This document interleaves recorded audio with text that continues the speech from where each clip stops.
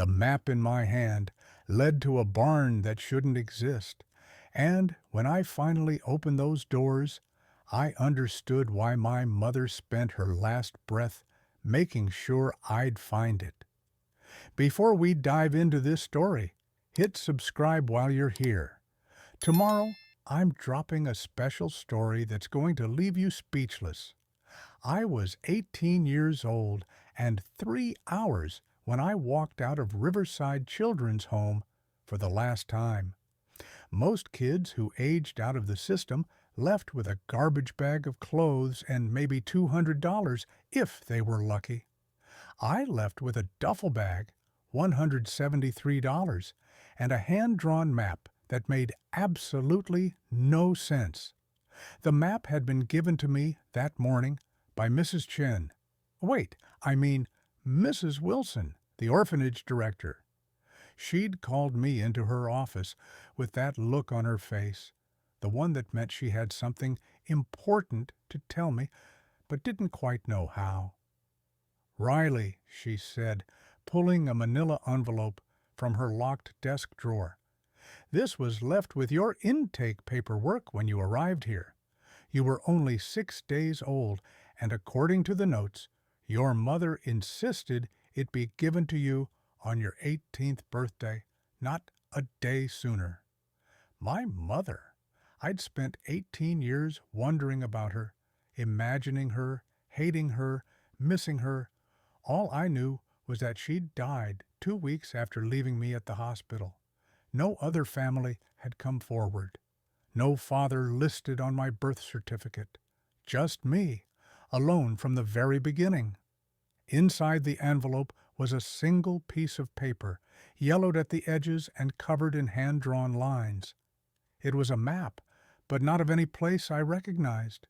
There were roads marked with thin pencil lines, a few landmarks sketched in, a small church, a general store, what looked like a grain silo. And right in the center, drawn with careful detail, was a barn. Just one barn, marked with a red X. On the back, in shaky handwriting, were 4 words: "Everything is in here." That was it. No explanation, no address, no note about who I was or why she'd left me. Just a map to a barn and a promise that everything was inside. "Do you know where this is?" I asked Mrs. Wilson, my hand shaking as I held the fragile paper.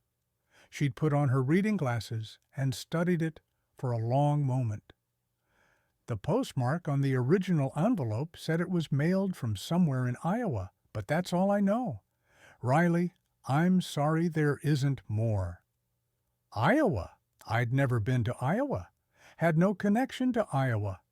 But apparently my mother had thought a barn there was important enough to leave me a map instead of a letter, instead of an explanation, instead of anything that might help me understand why I'd grown up without her.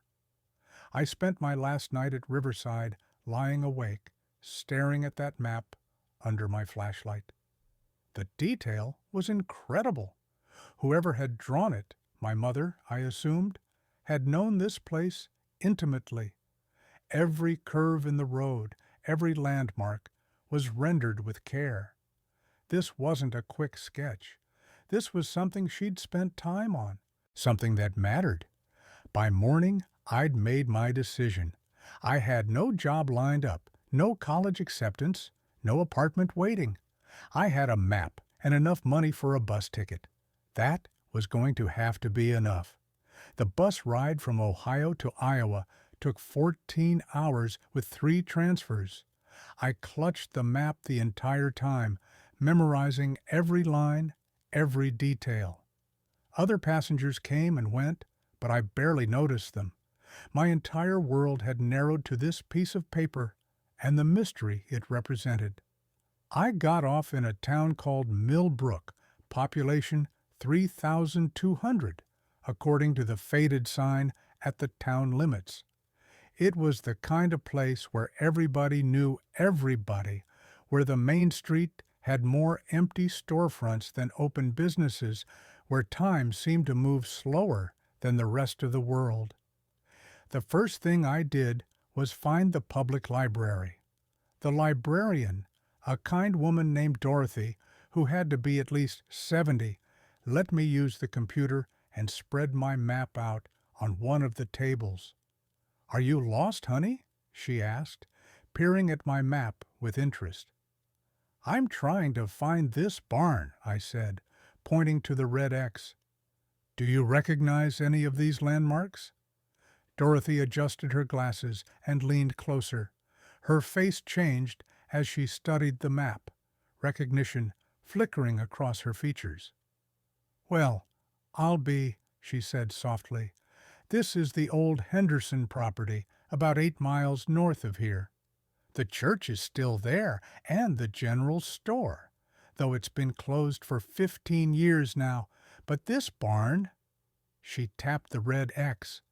"I haven't thought about that place in ages." My heart started pounding. "What do you mean? Is it still there?"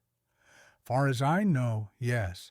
The property's been abandoned for nearly 18 years, ever since—" She trailed off, looking at me more carefully. "How old are you, dear?" 18. I just aged out of foster care." Something shifted in Dorothy's expression. Understanding, maybe, or recognition. "What's your name?" "Riley." She was quiet for a long moment. Then she reached across the table and squeezed my hand. "I think you should talk to Thomas Bennett. He owned the farm next to the Henderson place. If anyone knows about that barn, it'll be him." She wrote down an address and phone number on a slip of paper.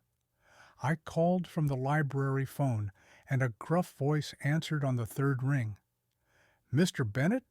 My name is Riley, and I'm looking for information about the old Henderson property." There was a long pause. "Who gave you this number?" "Dorothy at the library. I have a map to a barn on that property, and I need to find it." Another pause, longer this time. "Where are you now?" "The library in town." "Stay there. I'll be there in 20 minutes." He hung up before I could respond. Thomas Bennett turned out to be a tall man in his mid-60s, with weathered skin and kind eyes that looked sad when he saw me. He walked into the library, took one look at me, and his face went pale. "Lord have mercy," he whispered. "You look just like her." "Like who?" "Like Sarah Henderson, your mother, I'm guessing." The confirmation hit me like a physical blow. He'd known her. This stranger had known my mother. "Can you take me to the barn?" I asked, my voice barely steady. He nodded slowly. "Yes, but Riley, you need to understand something first. Your mother, Sarah, she died 18 years ago, shortly after you were born. The property has been sitting empty ever since, because no one could figure out what to do with it. No family came forward. No will was found. The county was going to auction it off, but there were some legal complications that kept it tied up. Eventually, people just forgot about it." "What kind of legal complications?" "Your mother had put the property in some kind of trust before she died, but the documentation was incomplete. The lawyers couldn't figure out who the beneficiary was supposed to be. Without that information, they couldn't transfer or sell the property. It's just been sitting there, frozen in time."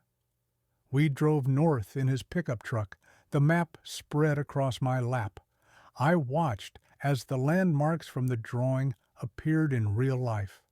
The small church, now with peeling paint and a crooked steeple, the abandoned general store, its windows boarded up, and then, down a long gravel driveway, nearly hidden by overgrown bushes, I saw it. The barn. It stood alone in an empty field, red paint faded to a dusty pink, but still structurally sound. There was no farmhouse, no other buildings, just this one barn, exactly as my mother had drawn it. "Why is there only a barn?" I asked as Thomas parked the truck. Where's the house? The house burned down about 6 months before your mother died, Thomas said quietly. Electrical fire. She wasn't living there at the time, thank God. She was already in the hospital, pregnant with you, and very sick. After the fire, she told me she didn't want the house rebuilt, said the barn was all that mattered. We walked across the overgrown grass toward the barn. The large doors were chained shut with a padlock that looked newer than the barn itself. I've been checking on it once a month since Sarah died, Thomas explained, pulling a key from his pocket. She made me promise right before the end. She said someone would come for it eventually, someone who had the map. I've been waiting 18 years for you, Riley. He unlocked the chain and pulled the doors open. Sunlight flooded into the dim interior, and I stepped inside. What comes next is something I never saw coming. Stick with me and make sure you subscribe. The barn wasn't empty. It wasn't full of farming equipment or hay bales or any of the things you'd expect to find in a barn. Instead, it had been converted into something else entirely. The entire interior was one large open space with a high ceiling and beautiful natural light streaming through windows I hadn't noticed from outside. The walls were lined with shelves, and those shelves were filled with paintings. Hundreds of them. Some were framed, others were stacked carefully against the walls, all covered with sheets to protect them from dust. In the center of the space was a living area that looked like it hadn't been touched in 18 years. A small couch, a kitchen area with a hot plate and mini fridge, a desk covered in art supplies, and a bed in the corner made up with a faded quilt. "What is this?" I whispered, turning in a slow circle. "This was your mother's studio," Thomas said, his voice thick with emotion. "Sarah was an artist, Riley, one of the most talented painters I've ever seen. She turned this barn into her sanctuary, her workshop, the place where she created." I walked to the nearest shelf and carefully lifted the sheet covering the paintings. Underneath were landscapes, portraits, abstract pieces that seemed to capture emotions I didn't have words for. Each one was signed in the bottom corner, S. Henderson. "She was brilliant," Thomas continued. "Started selling her work when she was just 20 years old. By the time she was 25, galleries in Chicago and New York were interested. She could have been famous, could have left Iowa and made a real name for herself, but she stayed here, kept painting, kept creating on her own terms." "Why didn't anyone tell me about this?" I asked, anger mixing with awe. "Why didn't anyone find me and tell me my mother was an artist?" "Nobody knew about you," Thomas said gently. "Sarah kept her pregnancy private. She was sick by then, had been diagnosed with a rare heart condition that the pregnancy was making worse. Her doctors told her that carrying you to term would likely kill her, but she refused to terminate. She said you were worth it." The words hit me like a train. My mother had chosen to have me, knowing it would cost her life. "She spent her last months preparing this place for you," Thomas continued, gesturing around the barn. "She organized everything, created an inventory of all her paintings, set up the trust. She told me that one day, when you were old enough, you'd find your way here. She said she was leaving you everything she couldn't give you in life, her art, her legacy, her story." I sank down onto the old couch, overwhelmed. On the coffee table in front of me was a leather-bound journal. I picked it up with shaking hands and opened to the first page. "For Riley," it read in my mother's handwriting. my daughter, my heart, my reason for everything.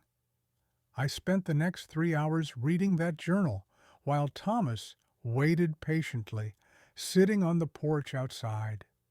My mother had written it during her pregnancy, documenting everything she wanted me to know.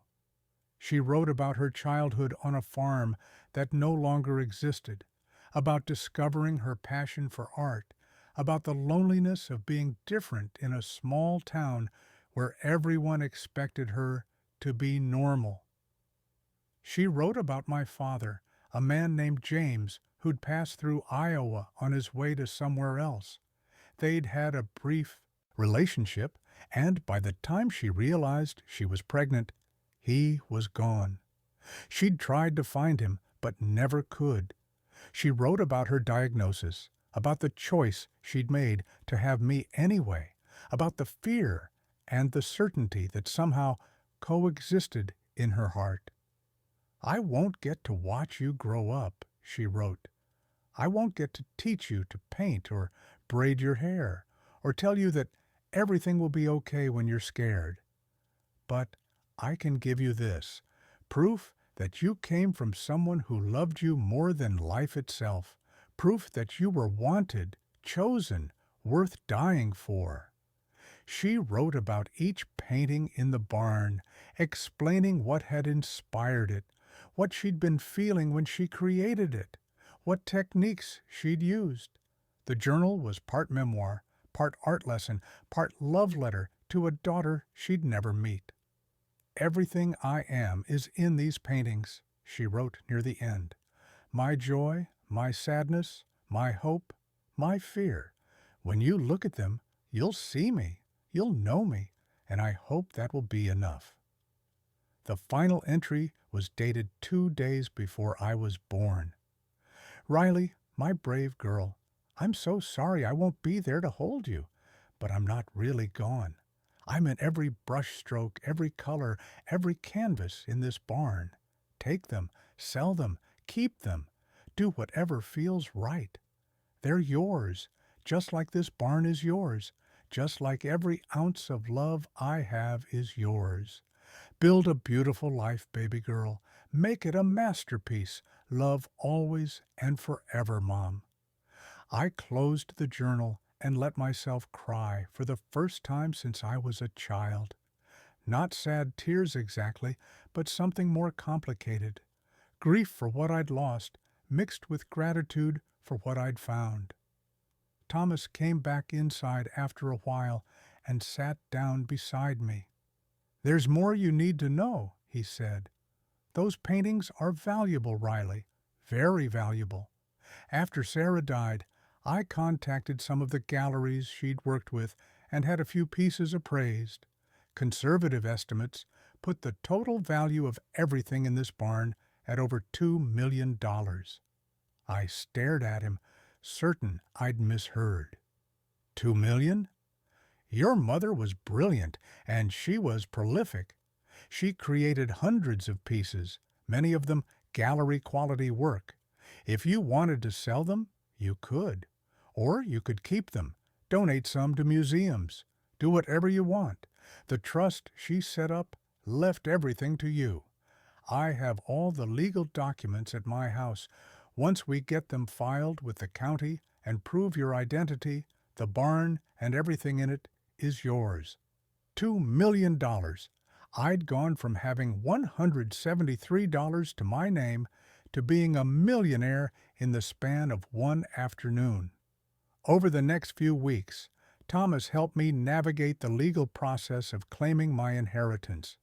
We filed the trust documents, provided my birth certificate and the map as proof of my mother's intentions, and worked with a lawyer to transfer everything into my name. The county was actually relieved. They'd been dealing with this abandoned property for 18 years, unable to sell it or develop it, stuck in legal limbo. Having a legitimate heir show up solved all their problems. While we waited for the paperwork to process, I spent every day in the barn. I went through every painting, read every page of my mother's journal, tried to absorb 18 years of her life that I'd missed. I found photographs tucked into the journal, pictures of my mother at different ages. As a child with paint on her face, smiling at the camera. As a teenager, serious and focused in front of an easel. As a young woman, her belly round with pregnancy, one hand resting protectively over where I was growing. I looked like her. Everyone had been right. We had the same dark hair, the same gray eyes, the same slight frame. Seeing her face felt like looking into a mirror that showed me where I came from. Thomas and his wife, Margaret, took me in during those weeks. They insisted I stay in their guest room rather than a motel, fed me home-cooked meals, and treated me like family. Margaret had been friends with my mother and had stories I'd never heard. Sarah used to say that art was the only language she really spoke. Margaret told me one evening as we sat on their porch. She felt things so deeply, and painting was how she made sense of the world. When she found out she was pregnant, she was terrified, but also more inspired than I'd ever seen her. She said you were her greatest creation, more important than any painting could ever be. I also met with art dealers and gallery owners who'd worked with my mother. They were excited to learn that her work had been preserved, that there were pieces they'd never seen. Several offered to represent the collection if I decided to sell. One dealer, a woman named Victoria from Chicago, spent an entire day going through the barn with me. She examined each piece carefully, taking notes and photographs. "Your mother was ahead of her time," Victoria said.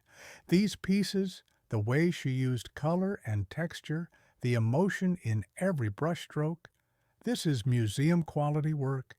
If you wanted to sell the entire collection, I could arrange private sales that would bring in at least $2.5 million.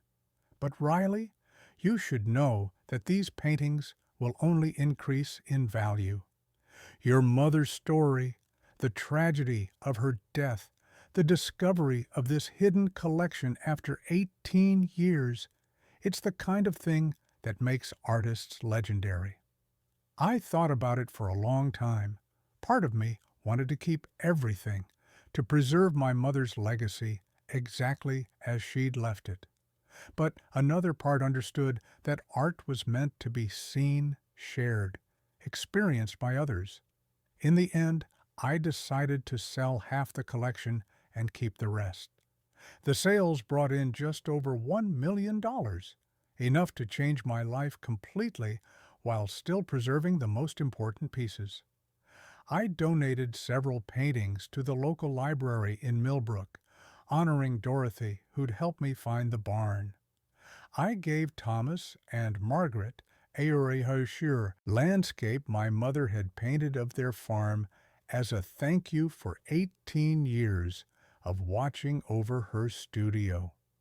And I kept the painting my mother had been working on when she got too sick to continue, an unfinished piece that showed a woman holding a baby, both of them painted in shades of gold and light. With the money from the sales, I enrolled in art school, not because I thought I could be as good as my mother, but because I wanted to understand her language, to learn to speak it myself. I bought a small house near the barn so I could visit it whenever I wanted. And I started the Sarah Henderson Foundation, a scholarship fund for young artists who couldn't afford traditional art education. The barn became my studio, just as it had been hers. I kept her workspace exactly as she'd left it, but I set up my own area on the other side, creating a dialogue across time between mother and daughter, between who she'd been and who I was becoming.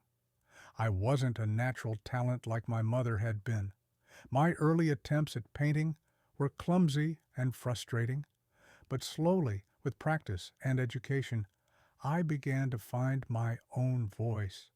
My work was different from hers, more abstract, more focused on color than form. But standing in that barn, surrounded by her creations, I felt connected to her in a way I'd never imagined possible. Thomas became like a grandfather to me, teaching me about the practical side of rural life while encouraging my artistic pursuits. Margaret taught me to cook and garden, filling in all the domestic knowledge my mother would have shared if she'd lived. One afternoon, about 2 years after I'd first walked into that barn, I was working on a painting when Dorothy from the library stopped by for a visit. She'd become a regular presence in my life, often bringing books she thought I'd enjoy, or just sitting with me while I worked. "Your mother would be so proud of you," she said, looking at my latest piece. "Not just because you're creating art, but because you took what she left you and built something meaningful with it. That's the real inheritance, Riley, not the paintings or the money, but the courage to create a life worth living." I'd also reconnected with some of the other kids from Riverside Children's Home through social media. When they learned about my story, several reached out, sharing their own struggles with aging out of the system. I started inviting them to visit the barn, offering a quiet place where they could figure out their next steps, just as the barn had given me space to discover mine. One of them, a girl named Sophie, who'd aged out the same year I did, moved to Iowa and became my first scholarship recipient. She had raw talent and no resources, and watching her develop as an artist felt like honoring my mother's memory in the most direct way possible. 3 years after finding the barn, I held my first solo exhibition at a gallery in Chicago. It was a small show, nothing like the recognition my mother's work had received, but it was mine.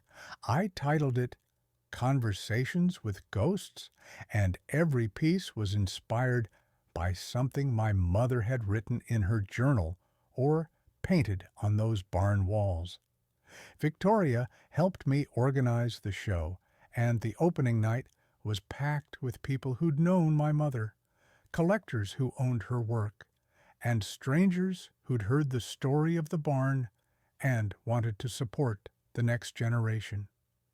Thomas and Margaret drove up for the opening, dressed in their Sunday best and beaming with pride. As I stood in that gallery, surrounded by my work and the people who'd helped me get there, I thought about the map that had started everything. My mother had drawn that map with shaking hands, knowing she was dying, knowing she'd never see me find what she'd left behind. But she'd trusted that somehow, someday, I'd make my way to that barn. She'd trusted that her art would speak to me across the years of silence between us. And she'd been right. Standing there in the gallery, I pulled out my phone and took a photo of the room full of people celebrating art and life and connection. I posted it with a caption, "For the mother I never met, who gave me everything she had. Thank you for the map. I found my way home." Thank you so much for listening to Riley's story. If it touched your heart, please subscribe to the channel. I'd love to hear from you in the comments. Have you ever discovered something about your past that changed how you see yourself? Have you found an unexpected inheritance, whether it's money or something even more valuable like knowledge or talent? Share your story with our community and tell me, what's the most important thing Riley's mother gave her? The art, the money, or something else entirely? Until next time, take care of yourselves and remember that sometimes the the greatest gifts come from people we never got to know.